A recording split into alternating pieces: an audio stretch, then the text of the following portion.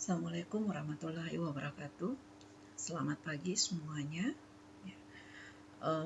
Hari ini kita sudah masuk ke minggu ke-11 untuk mata kuliah analisis PUPA ganda, dan kita akan melanjutkan materi kita selanjutnya ke materi tentang analisis komponen utama dan analisis faktor. Jadi di sini saya akan menyampaikan seperti biasanya ada dua pendekatan sekaligus pendekatan multivariate, yaitu analisis komponen utama dan analisis faktor, ya. Nah, yang pertama yang kita lihat itu tentang analisis komponen utama atau yang biasa disingkat dengan AKU. Nah, istilah ini, pendekatan ini, saya yakin bukan lagi hal yang asing kalian dengar, ya. Ini tentunya sudah banyak kalian baca dari artikel-artikel tentang penggunaan analisis komponen utama, ya. Nah, secara garis besar, analisis komponen utama, proses bekerja dari analisis komponen utama, ini saya gambarkan dalam suatu bagan seperti ini, ya. Misalkan kita memiliki sebuah data yang memuat beberapa peubah prediktor, misalkan banyaknya peubah prediktor itu adalah P. Jadi ada X1, X2 sampai dengan XP. Nah, seperti biasa, kita akan melakukan pengujian korelasi antara X1, X2 sampai dengan XP. Uji korelasi standar yang biasa kita gunakan itu adalah uji korelasi Pearson antara X1, X2, X1, X3, dan seterusnya. Ya, nah, kenapa kita perlu melakukan uji korelasi ini? Karena di dalam asumsi klasik, ya, di dalam asumsi klasik, asumsi yang di dalam yang terdapat pada asumsi klasik yang biasa kita pelajari itu adalah bahwa antar prediktornya itu tidak boleh saling berkorelasi atau saling bebas. Nah, apa yang terjadi kalau antara prediktor itu ada korelasi? Ya. Nah, pada kondisi inilah kemudian yang biasa kita istilahkan dengan multikolinaritas.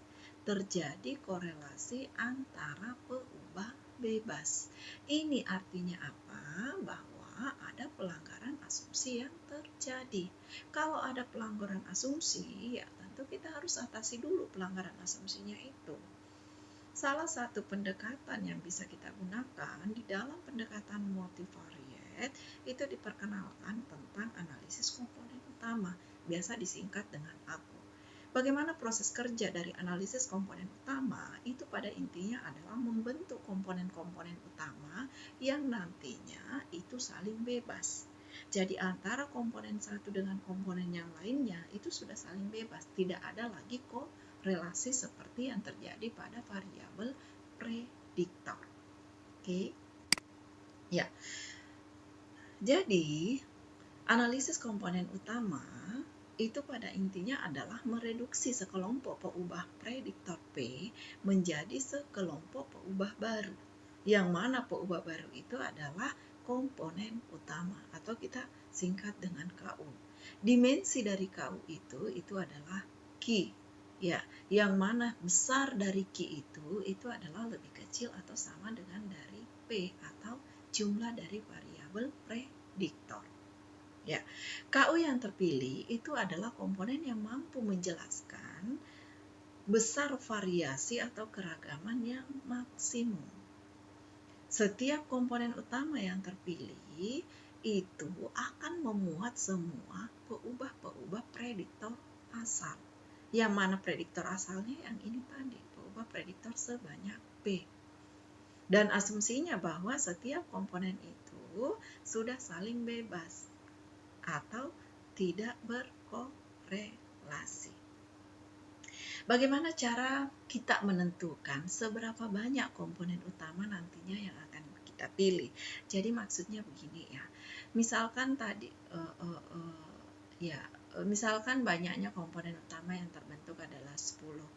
Nah, apakah semua 10 komponen utama itu akan kita pilih? Ya, tentunya tidak. Kita hanya memilih beberapa saja. Nah, bagaimana caranya kita menentukan banyaknya komponen utama? utama itu. Nah, yang pertama itu dengan melihat seberapa besar kumulatif proporsi keragaman total. Dan ini yang banyak digunakan ya. Ya, ini berdasarkan dari jumlahan proporsi keragaman total yang mampu dijelaskan oleh beberapa komponen utama. Ya. Nah, biasanya yang menjadi patokan, ya sebetulnya tidak ada patokan yang pasti sih. Ya pada intinya, pada dasarnya sebetulnya kumulatifnya itu ya harus di atas 50%. Ya, tetapi jarang-jarang yang kemudian menggunakan batas 60%. Biasanya itu yang standar 70%, ada yang bahkan pakai 80 sampai 90%. Ya, biasanya peneliti itu ya harus mengkondisikan bagaimana kondisi data yang diperoleh di lapangan. Cara yang kedua itu adalah dengan menggunakan matriks korelasi. Ya, banyak juga yang menggunakan pakai matriks korelasi.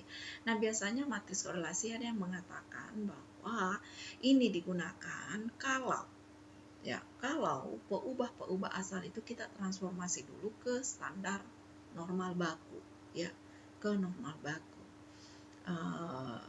Ya, meskipun sebetulnya ya masalah transformasi data itu sebetulnya tujuan utamanya juga adalah untuk memudahkan perhitungan ya, Tapi dengan kemampuan software sekarang, ya tentunya itu tidak menyulitkan lagi, beda dengan yang dulu.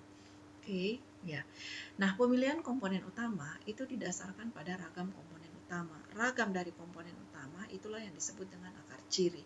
Ragamnya itu ya sebetulnya itu adalah varians dari komponen utama. Ya. Oke, kemudian besarnya korelasi ya, juga besarnya korelasi ini juga sebetulnya tidak ada yang harus pasti yang diikuti, yaitu tadi bahwa kalau kita mau yang standar saja itu biasanya adalah korelasi di atas 0,5. Nah, kalau dari Julip itu yang mengatakan bahwa yang paling baik itu adalah 0,7. Nah, metode yang ketiga itu dengan melihat plot scree. Jadi ada plot scree yang menunjukkan bagaimana plot yang terbentuk antara varians dengan K-nya. Ya. Oke. Dan dari situ nantinya akan terlihat bahwa ada berapa banyak komponen utama yang bisa kita ambil. Nah, ini saya buatkan ilustrasi secara umum dulu ya. Nah, misalkan kita punya variabel prediktor ada 4. Ada X1, X2, X3, X4. Nah, tentunya keempat variabel ini kita uji dulu korelasinya. Nah, misalkan setelah kita uji korelasinya, kita dapatkan antara X2 dengan X3, itu ada korelasi sebesar 0,7. Ya, jadi tidak mesti bahwa semuanya harus saling berkorelasi, tidak. Minimal ada satu yang kemudian saling berkorelasi, maka kejadian itu sudah dianggap terjadi multikolenaritas. Nah, misalkan di sini saya menggunakan dasar saja R-nya itu lebih besar dari 0,6. Sehingga kalau kita dapatkan hasil seperti ini, tentunya kesimpulannya bahwa terjadi multikolenaritas. Ya. Nah, dari sini kemudian kita mencoba mengatasi dengan menggunakan pendekatan analisis komponen utama. Dalam analisis komponen utama nanti, kita akan mendapatkan 4 komponen utama. Kenapa 4? Karena ini ada sebanyak variabel prediktor. Ada KU1 komponen utama pertama, ada KU2 komponen utama kedua, ada KU3 komponen utama yang ketiga, dan ada KU4 komponen utama keempat. Nah, kita lihat bagaimana model dari setiap komponen utama. KU1 ya, jadi di sini ada 4 ya, dan masing-masing dari komponen utama itu memuat variabel prediktor. Ada X1, X2, X3, dan X4. Dan perhatikan, sampai di komponen keempat semuanya memuat X1 sampai X4. Misalkan KU1 kita nyatakan dengan vektor A1 vektor X, jadi A1X. Yang mana A1 ini merupakan vektor koefisien dari komponen utama pertama yang memuat A11, A12, A13 sampai A14. Sementara vektor X itu memuat variabel-variabel prediktornya, yaitu X1, X2, X3, dan X4. Ya, begitu seterusnya sampai komponen utama yang keempat. yaitu A4X. A4 memuat vektor koefisien dari komponen utama keempat, yaitu A41, A42, A43, A44, dan vektor X ya, ubah prediktornya. Nah, misalkan dari hasil analisis kita dapatkan ya, variansinya atau keragaman yang dijelaskan oleh komponen utama pertama itu sebesar 45%, KU2 35%, KU3 15%, KU4 5%. Ya. Nah, bagaimana caranya kemudian kita menentukan seberapa banyak komponen utama yang akan kita ambil? Ya. Apakah keempat-empatnya itu harus kita ambil? Tidak. Cukup kita perhatikan bagaimana persentase kumulatif dari variansi ini. Ya.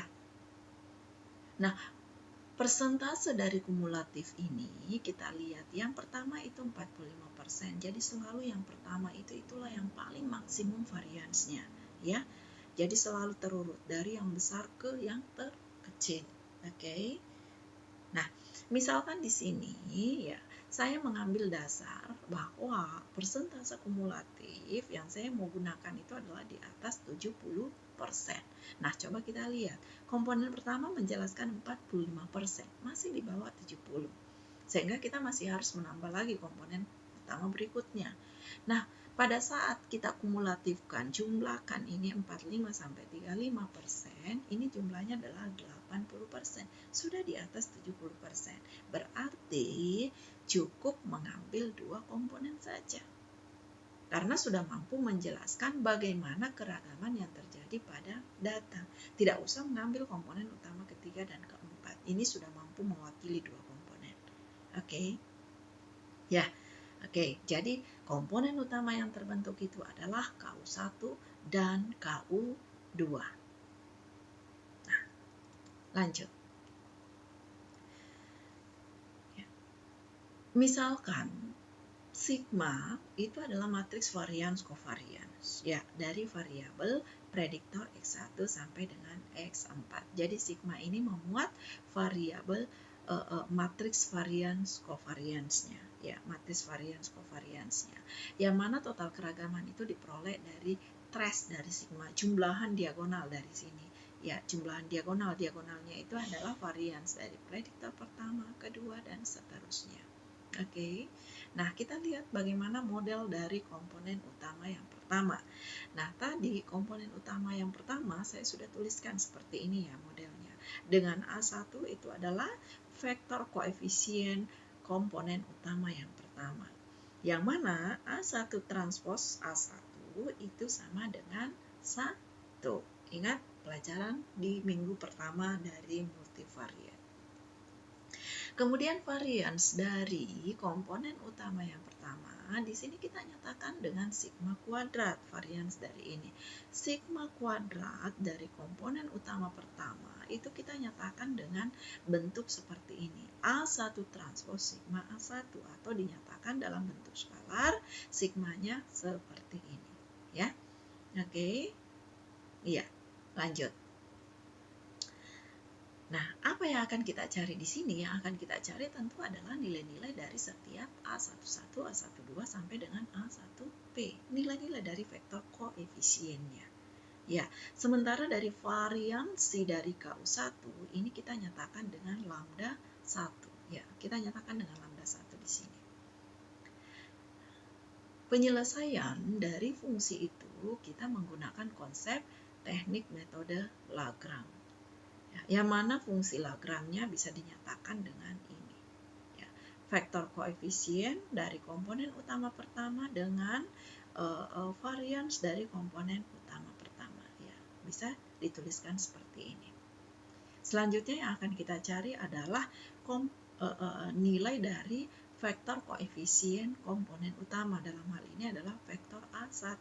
Sehingga fungsi ini kita harus turunkan terhadap vektor A1. Jadi kita cari turunannya terhadap A1.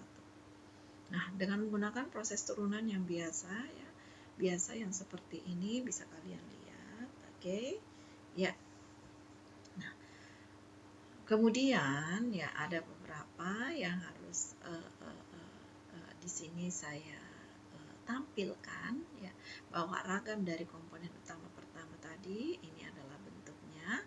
Kemudian lambda 1 itu merupakan akar ciri yang terbesar. Jadi yang terbesar maksudnya varian seragam yang paling besar ya, yang paling besar yang ada pada komponen ya. Dan vektor A1 sebagai koefisien regresi itu merupakan vektor ciri. Nah, selanjutnya untuk komponen utama kedua sama dengan tadi, yang mana varians KU2-nya itu dinyatakan dengan lambda 2. Selanjutnya antara KU1 dengan KU2 itu asumsinya sudah tidak ada korelasi lagi. Beda dengan yang tadi, X1, X2 itu saling berkorelasi. Tapi setelah kita membentuk komponen-komponen utama, maka asumsinya KU1 dengan KU2 itu sudah tidak ada lagi korelasi. Di sini ada cerminan ya. Oke. Saya mau tunjukkan satu contoh singkat saja ya. Jadi di sini tidak ada proses analisis, gambaran saja dari bagaimana tentang komponen utama itu. Misalkan ada data seperti ini ya, data jumlah omset nasabah kredit yang disimbolkan dengan Y dengan peubah bebasnya ada 5. Pertama suku bunga kredit, yang kedua biaya promosi, yang ketiga provisi kredit, keempat biaya non operasional, dan yang kelima nilai kurs rupiah terhadap dolar ya. Ya ini sebetulnya adalah data yang sudah sangat lama saya ambil. Oke. Nah, langkah pertama tentunya yang saya lakukan adalah melakukan uji korelasi, antara semua variabel prediktor. Dan dari hasil uji korelasi itu saya dapatkan bahwa antara X1 dengan X5 itu korelasinya 0,831 dan X2 dengan X5 itu 0,568. Kemudian X5 dengan X3 itu adalah 0,854, X3 dengan X2 0,885 ya. Ini X1 dengan X3 0,673. Jadi sangat banyak variabel prediktor yang saling berkorelasi. Ini menunjukkan ada multikolonaritas yang terjadi pada data. Sehingga kita tentunya tidak bisa kemudian langsung menganalisisnya dengan menggunakan pendekatan regresi biasa. Nah, pada kesempatan ini saya mencoba menganalisisnya dengan menggunakan analisis komponen utama. Nah, dari 5 komponen utama, karena di sini ada 5 variabel prediktor, tentu ada 5 komponen utama yang terbentuk. Nah, dari kumulatif variansnya, saya tentukan saya mengambil 3 komponen utama saja, yaitu KU1, KU2, KU3. Dengan koefisien dari setiap komponen ini seperti ini. Ya, jadi sekarang sudah didapatkan suatu model komponen utama. Ada 3, modelnya seperti ini. Nah, selanjutnya ini sebetulnya sudah pengembangan dari komponen utama dengan menggunakan konsep dari analisis faktor ya. Komponen-komponen utama ini selanjutnya kita jadikan sebagai peubah bebas untuk membentuk suatu model simultan. Sehingga dari hasil rotasi faktor itu kita sudah bisa menyatakan satu model Y sama dengan seperti ini ya, KU1, KU2 sampai dengan KU3. Nah, tentunya KU1 ini kita bisa menggantinya dengan variabel-variabel prediktor ini, ada X1, X2, X3, X4 dan X5. Sehingga hasil akhirnya nanti kita akan mendapatkan Y yang dinyatakan oleh variabel-variabel X, yang mana harus diingat bahwa model ini kemudian sudah dinyatakan bebas dari multikolonaritas. Nah, itu tadi konsep tentang PCA atau analisis komponen utama. Nah, itu adapun tentang aplikasinya ya, aplikasinya kita akan lanjutkan nanti ke minggu berikutnya. Baik, sekarang saya masuk ke pendekatan yang kedua dulu, tentang analisis faktor. Analisis faktor ini sebetulnya adalah merupakan pengembangan dari analisis komponen utama. Ya, jadi ini dua pendekatan ini sebetulnya saling terkait. Ya, ada orang yang bekerja analisis komponen utama itu hanya sampai saja pada model komponen utamanya saja. Tetapi sesungguhnya tentu yang paling bagus itu adalah kita bisa sampai pada analisis faktornya juga. Ya, nah Tujuan dari analisis faktor itu adalah untuk mengetahui beberapa sifat-sifat dasar yang tidak nampak pada peubah-peubah prediktor yang secara jumlah dari peubah prediktor itu tidak nampak dalam penelitian kita. Ya.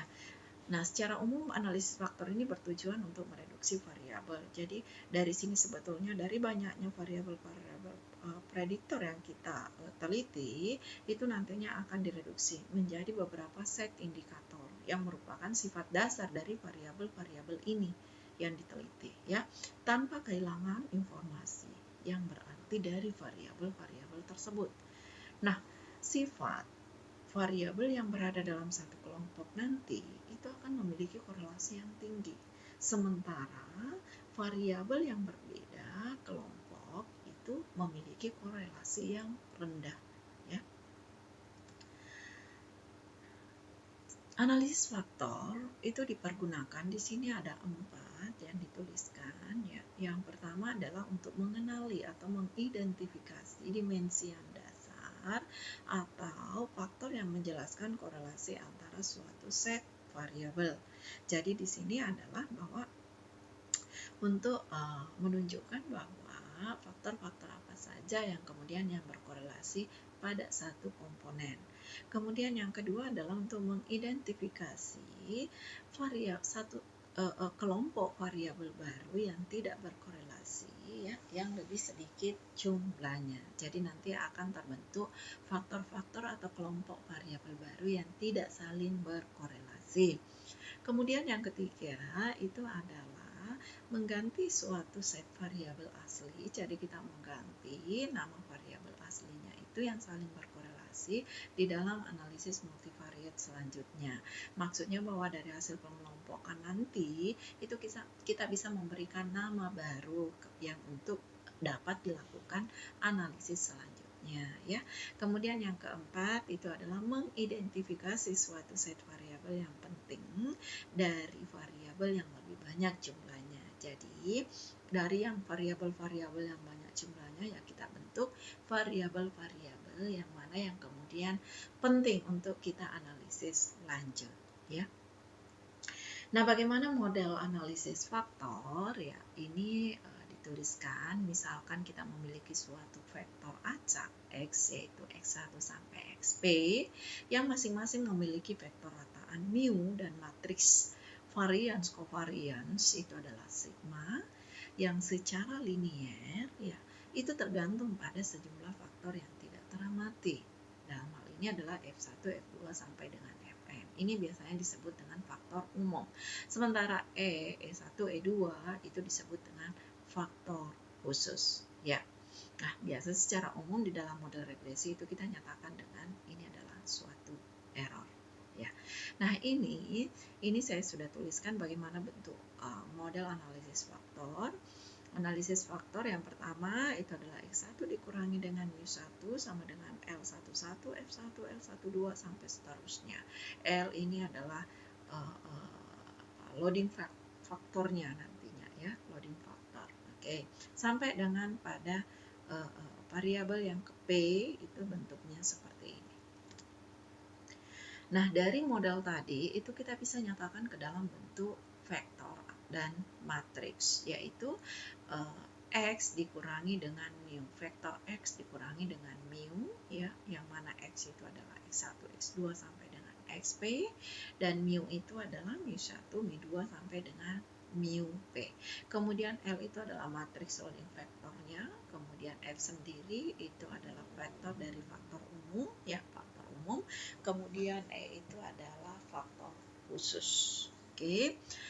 Nah, ada beberapa asumsi yang mendasari model ini, bahwa ekspektasi dari F itu harus sama dengan vektor 0, ekspektasi dari error jelas itu harus sama dengan 0, kemudian nilai covariance-nya itu sama dengan matriks identitas, covariance dari error itu adalah sama dengan psi, dalam hal ini adalah suatu matriks variance covariance, dan F dan E itu tentunya harus saling bebas. Struktur kovarian dari model faktor ortogonal, ini bagian dari yang sudah dipelajari di pertemuan-pertemuan pertama dalam multivariate, ya. Kita bisa nyatakan seperti ini, oke, ya. Nah, satu contoh aplikasi yang akan saya tunjukkan di sini misalkan tentang faktor-faktor nasabah menabung di Bank X. Di sini ada 9 variabel, ada tingkat suku bunga, promosi, teller, satpam, parkir, kecepatan SDM, jarak dari rumah, ruang tunggu, kemudahan menarik uang. Ya. Nah, di sini saya tidak menunjukkan bagaimana proses analisisnya, ya. Saya hanya menunjukkan suatu ilustrasi saja bagaimana hasil analisisnya, ya. Dari analisis faktor, di sini dapatkan ada 2 komponen, pertama dan kedua. Nah, kalian bisa lihat untuk variabel prediktor yang pertama untuk tingkat suku bunga, di komponen pertama itu adalah 0,03, ini menunjukkan korelasinya ya. Dan di komponen kedua 0,88. Ini artinya apa? Bahwa X1 itu berada di komponen yang kedua, tapi tidak berada di komponen yang pertama. Kenapa? Karena rendah korelasinya pada saat berada di komponen yang pertama. Begitupun dengan X2. X2 ini kita lihat, ini korelasinya 0,78, berarti juga berada pada komponen yang kedua. X3 ini 0,65, 0,23, ini lebih tinggi, berarti berada di komponen yang pertama. Pelayanan satpam itu 0,71, 0,33, berarti berada di komponen yang pertama. Nah, sekarang kita lihat untuk parkir. Parkir 0,3, 0,2. Ini secara ukuran, kalau kita mengambil standar 0,5, ini tentunya semuanya rendah. Ya, sehingga parkir dianggap dia tidak signifikan baik pada komponen pertama maupun pada komponen yang kedua, dalam artian ini tidak berkorelasi ya. Selanjutnya di X6 itu kita lihat 0,82, berarti dia berada di komponen yang pertama. Begitu seterusnya. Antara X7, X8, X9 ini ternyata ditunjukkan tidak ada yang di atas 0,5, sehingga dianggap bahwa faktor-faktor ini kemudian tidak ada masuk di dalam, baik dalam komponen 1 maupun pada komponen 2. Nah, penjelasan sebelumnya saya sudah sampaikan bahwa antara variabel-variabel yang berada di dalam satu faktor itu saling berkorelasi. Nah, maksudnya bahwa pada komponen pertama, X3, X4 dengan X6 itu saling berkorelasi. Tetapi antara X1 dengan X2 itu dia berkorelasi lemah. Ya, oke. Jadi antara ini dengan ini itu berkorelasi lemah. Oke, jadi antara yang komponen 1 dengan komponen 2 itu korelasinya lemah. Tapi antara anggota-anggota atau faktor-faktor yang ada dalam setiap komponen itu memiliki korelasi yang kuat. Dari hasil ini kemudian ya bisa kita katakan bahwa variabel-variabel prediktor asal yang berada yang berjumlah 9 itu ternyata yang signifikan itu ada 1, 2, 3, 4, 5, ada 5 faktor. Yang mana 5 faktor ini terkelompokkan ke dalam 2 komponen atau 2 faktor. Yang mana faktor pertama itu adalah X1 dan X2. X1 itu tingkat suku bunga dan tingkat promosi. Nah, komponen pertama ini itu bisa kita kemudian nyatakan dengan nama faktor yang lain. Inilah yang dimaksud pada slide berikutnya. Ada faktor yang tidak terobservasi yang merupakan sifat dasar dari faktor-faktor yang kita teliti. Nah, kita bisa definisikan bahwa X1, X2 kita bisa masukkan sebagai faktor kebijakan moneter. Selanjutnya pada komponen kedua itu adalah X3, X4, X6. Kita lihat ini adalah pelayanan teller, satpam, dan SDM. Sehingga komponen kedua atau faktor kedua ini kita bisa saja mengatakan adalah dari faktor SDM-nya. Siapa yang memberikan nama komponen 1 dengan komponen 2? Ya, tentu adalah si peneliti dengan mempelajari kajian teori dengan baik. Nah, itu barangkali satu contoh ya, satu contoh tentang analisis faktor. Sengaja kemudian dalam slide ini saya tidak menunjukkan bagaimana proses kerja dari komponen utama dengan analisis faktor. Ya, kenapa? Karena nanti berikutnya sama dengan yang sebelumnya ya, kalian akan mempraktekkan dengan menggunakan software R ya, meskipun juga sebetulnya semuanya bisa kita analisis dengan menggunakan software yang lain ya. Oke, tapi pada kali ini ya saya nanti akan meminta kalian mengerjakannya melalui software R. Ya, tetapi praktikum ini nanti akan dilakukan pada minggu-minggu berikutnya. Oke, itu barangkali yang bisa saya sampaikan hari ini ya.